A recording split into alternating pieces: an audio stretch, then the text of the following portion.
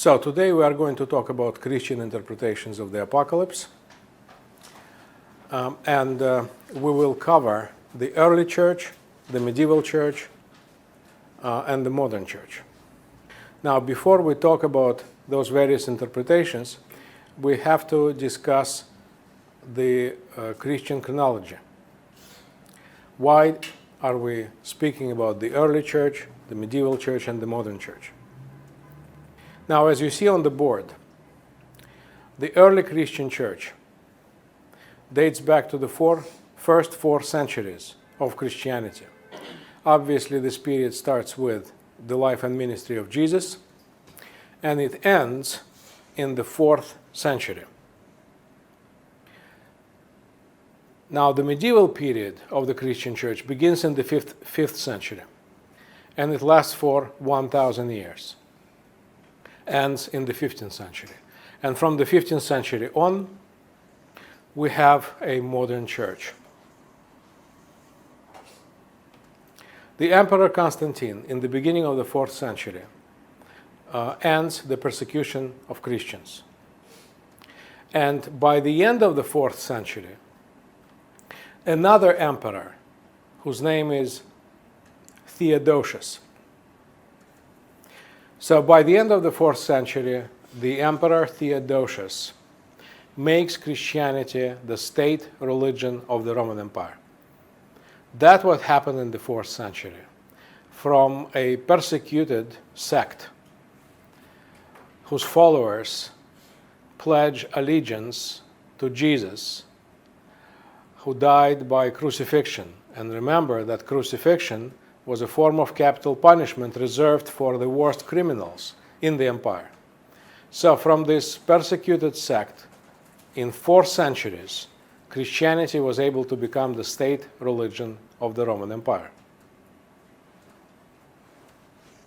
So that's why the early period, the formative period of the Christian church, lasts for 4 centuries, from the 1st through the 4th century.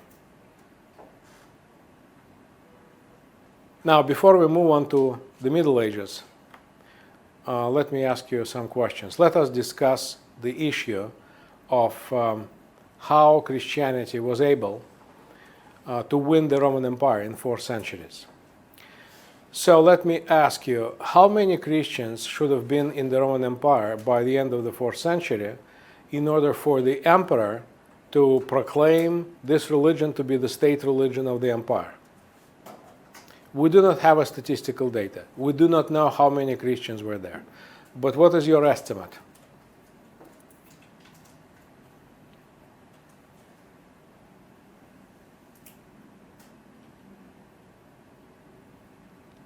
One student once said only one person, the emperor. That may be true, but even if you are the emperor and you are Christian and everyone else is not, you will not proclaim your religion the state religion because you will be afraid of some revolt and rebellion, opposition, dissent. You gotta have some support. Wouldn't more than half have to be? More than half. And that's what scholars assume. At least half. Now, how many people lived in the Roman Empire? The answer is at the acme of the Roman Empire in the 2nd century. About 60 million people lived there. So 60 million people is not a big deal by our contemporary standards. How many people live in the United States today? About 350 million people. So it's about 6 Roman empires in terms of population. But back then, in those days, 60 million people was a huge deal. It was huge, as Donald Trump would say it, and beautiful.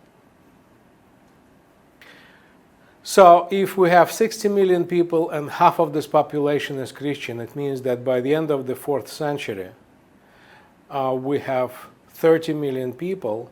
And since Christianity has been developing for 4 centuries, it means that on average, the growth rate of Christian membership in the Roman Empire was about 8 million per century. So this is a good way to ascertain how modern religions are doing now. If you want to see whether new religious movements like Jehovah's Witnesses, Mormons, Baha'is, and others are doing after 1 century or a couple of centuries of developments, you compare their numbers to the numbers of Christianity back in those days. And you will see that they are doing pretty much the same. There are 12 to 15 million Mormons after almost 200 years. So they are growing at a rate of 7, 8 million per century.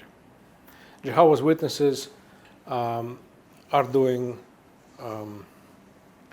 not as good, but still there are about 6 million Jehovah's Witnesses, etc.